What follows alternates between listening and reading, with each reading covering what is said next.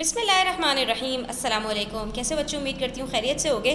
New syllabus Oxford primary mathematics के अंदर हम बात कर रहे हैं आज परसेंटेज की।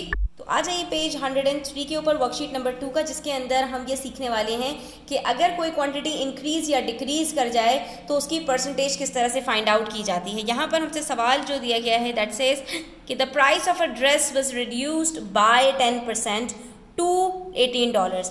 एक कपड़े की प्राइस रिड्यूस होकर $18 हो गई।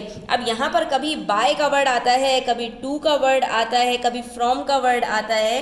तो इस चीज़ों को आपने यहाँ पर ज़रा गौर करना है कि इन सब के जो मीनिंग्स हैं वो अलग अलग हैं। ठीक है, उसको समझने से पहले यहाँ पर आपको पता होना चाहिए, एक होती है इनिशियल क्वांटिटी, ठीक है, और उसके बाद फिर उसके अंदर होता है एक रिडक्शन, और फिर आ जाती है आपके पास फाइनल क्वांटिटी। यानी फॉर एग्जांपल मैं अगर आपसे ये कहूँ कि मेरे पास अगर एक ड्रेस की प्राइस थी $20, उसमें रिडक्शन हुआ $2 का, तो अब फाइनल उसकी प्राइस हो जाएगी $18। या अगर उसकी इनिशियल प्राइस थी $20 और उसमें इंक्रीमेंट हुआ, यानी वो इंक्रीज कर गई $4 से, तो उसकी फाइनल प्राइस हो जाएगी $24। तो अब यहाँ पर ज़रा गौर से देखिए, यहाँ पर मैं कह रही हूँ the price of a dress was reduced to $18। यहाँ पर मैं बता रही हूँ आपको फाइनल प्राइस। क्यों? क्योंकि जब 2 के बाद आपको डॉलर्स दिए जाएंगे तो वहाँ पर समझ जाइएगा कि आपको इन्होंने फाइनल प्राइस बताई है। लेकिन अगर यहाँ पर ये कहते the price of a dress was reduced by 10% from $18, तो फिर यहाँ पर क्या होता है कि आपको ये इनिशियल प्राइस बताई गई होती। यानी फॉर एग्जांपल मैं यहाँ पर कर दूँ the price of a dress was reduced by 10% from $20। तो इसका मतलब क्या है कि $20 क्या है हमारे पास इनिशियल। यानी अगर फ्रॉम का वर्ड यूज़ किया है तो इनिशियल बताया, अगर जो है हमारे पास टू का वर्ड यूज़ किया है तो इसका मतलब है फाइनल प्राइस बताई है। और अगर यहाँ पर हमसे कहा जाए बाय, तो इसका मतलब है हमें रिडक्शन बताया गया कि कितना अमाउंट रिड्यूस हुआ है। ठीक है, तो ये आपको ज़रा टर्म्स याद रखनी है। फ्रॉम का मतलब इनिशियल, बाय का मतलब रिडक्शन, और टू का मतलब फाइनल। अब इसकी जगह पर एक दूसरे को रख दोगे तो वहाँ पर ज़रा कन्फ्यूजन हो जाएगी। इसी तरह से अगर यहाँ पर ये कहते the price of a dress was increased by 10% to $18, तो इसका मतलब क्या है कि हमें फाइनल बताया है। अगर इंक्रीज्ड का लफ्ज़ यहाँ पर होता और फ्रॉम की बात की जाती तो इनिशियल बताया है, अगर बाय की बात की तो रिडक्शन बताया, वो तो इंक्रीमेंट बताया है। तो इस चीज़ को आपने थोड़ा सा ध्यान में रखना है, तो आपका क्वेश्चन इंशाल्लाह कभी भी गलत नहीं होगा। और ये क्या है, ये बेसिक अंग्रेज़ी है। ठीक है, इसका मैथ्स से कोई ताल्लुक नहीं है।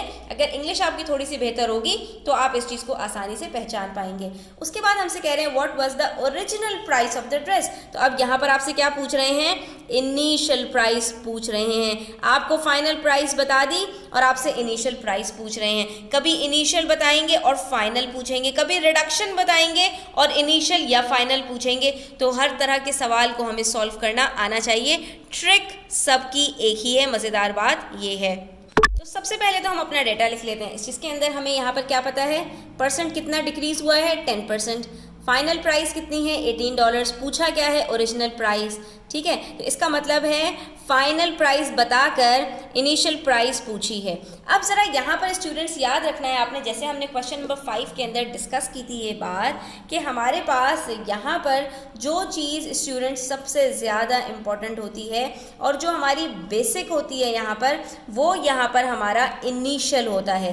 क्यों? क्योंकि चाहे रिडक्शन हो रहा हो यानी डिक्रीज़ हो रहा हो, चाहे इंक्रीज़ हो रहा हो, उसी की बेसिस पर होता है। यहाँ पर अगर यहाँ पर मुझे कहा गया कि 10% रिडक्शन हुआ है, तो ये जो 10% रिडक्शन है स्टूडेंट्स, ये किसका है, इनिशियल का है। यानी इनिशियल हमारे पास हमेशा 100% होगा। ठीक है, तो अगर ये चीज़ आपको याद रहेगी तो फाइनल की परसेंटेज खुद ब खुद निकाल सकते हो।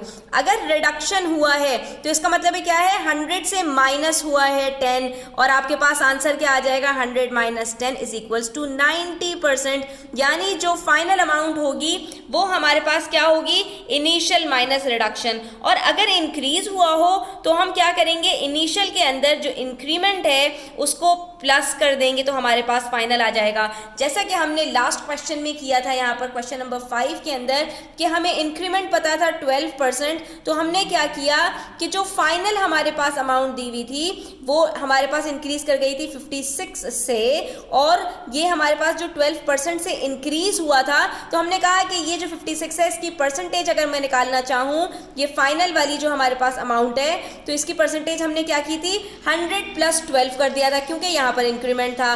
ठीक है, तो इनिशियल के अंदर हम सिंपली क्या करते हैं, जो हमारा इंक्रीमेंट है उसको ऐड कर देते हैं तो हमारे पास फाइनल की परसेंटेज निकल आती है। और अगर रिडक्शन हुआ हो तो यहाँ पर हम इनिशियल के अंदर अपने रिडक्शन को माइनस कर देते हैं और हमारे पास फाइनल की परसेंटेज निकल आती है। ये वाला स्टेप अगर आपको समझ में आ गया तो दूसरा स्टेप बहुत आसान है जो हमने वर्कशीट नंबर 1 के अंदर भी सीखा था कि पार्ट से हम होल की तरफ किस तरह से जा सकते हैं।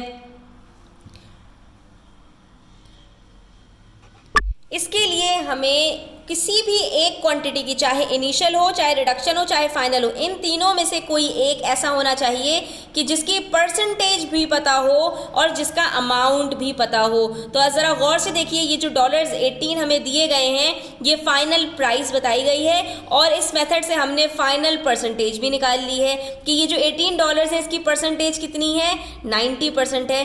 तो जहाँ पर दो क्वान्टिटीज़ हमारे पास इस तरह से आ जाती हैं कि हमें उसका अमाउंट भी पता हो और उसकी परसेंटेज भी पता हो, तो बस हमने फॉर्मूले के अंदर उसको रखना होता है और उसके बाद अपने आंसर को कैलकुलेट कर लेना होता है।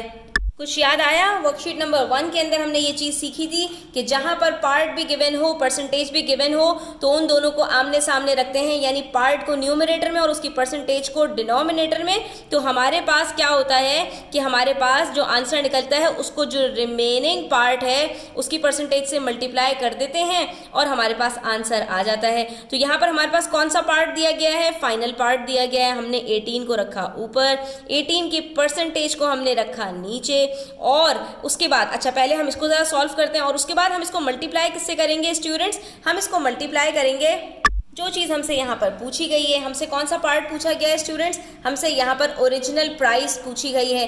तो ओरिजिनल प्राइस की जो परसेंटेज है वो हम यहाँ पर लिख देंगे, यानी हम इसको 100% से मल्टीप्लाई कर देंगे। 90% से डिवाइड करेंगे और 100% से मल्टीप्लाई करेंगे।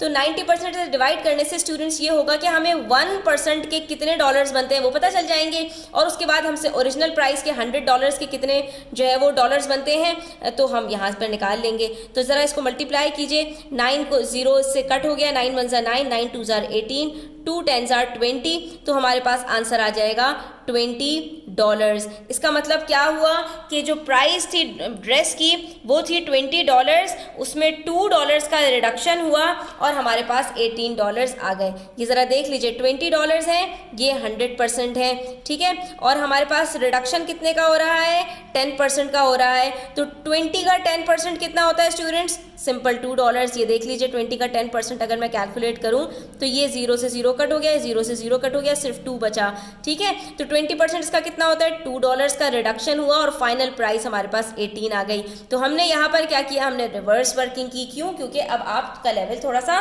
बड़ा हो गया है, वरना पहले आपको क्या दिया जाता था, आपको ये दिया जाती थी अमाउंट इनिशियल और बता दिया जाता था कि भाई इसके ऊपर इतनी % की रिडक्शन हुई है, आप रिडक्शन कैलकुलेट करते थे और उसमें से माइनस कर देते थे, फाइनल अमाउंट आपके सामने आ जाती थी। अब इन्होंने क्या किया, फाइनल अमाउंट आपको बताई और आपको ये बताया कि कितना % रिडक्शन हुआ है। देख सकते हैं आप कि एक की परसेंटेज बता रहे हैं, एक का एक्चुअल अमाउंट बता रहे हैं और पूछ कोई तीसरी चीज रहे हैं। तो अगर आपको ये जो कॉम्बिनेशन ये समझ में आ जाएगा स्टूडेंट्स, तो आप इस तरह से बड़ी आसानी से कैलकुलेट कर सकते हैं। सिंपली पहले स्टेप के अंदर आपको क्या करना है, आपको ये पता होना चाहिए कि कौन सी क्वांटिटी ऐसी है कि उसकी एक्चुअल भी पता है, उसकी परसेंटेज भी पता है। बस एक्चुअल क्वांटिटी को अपनी परसेंटेज से डिवाइड करेंगे और उसके बाद आपसे जो चीज़ पूछी गई है, जैसे यहाँ पर हमसे इनिशियल का अमाउंट पूछा गया था तो हमने उसकी परसेंटेज से इसको मल्टीप्लाई कर दिया। अगर हमसे यहाँ पर रिडक्शन की परसेंटेज पूछी जाती है स्टूडेंट्स तो हम यहाँ पर रिडक्शन की परसेंटेज, फिर वो क्वेश्चन कुछ और होता है हमारे पास। लेकिन यहाँ पर फिलहाल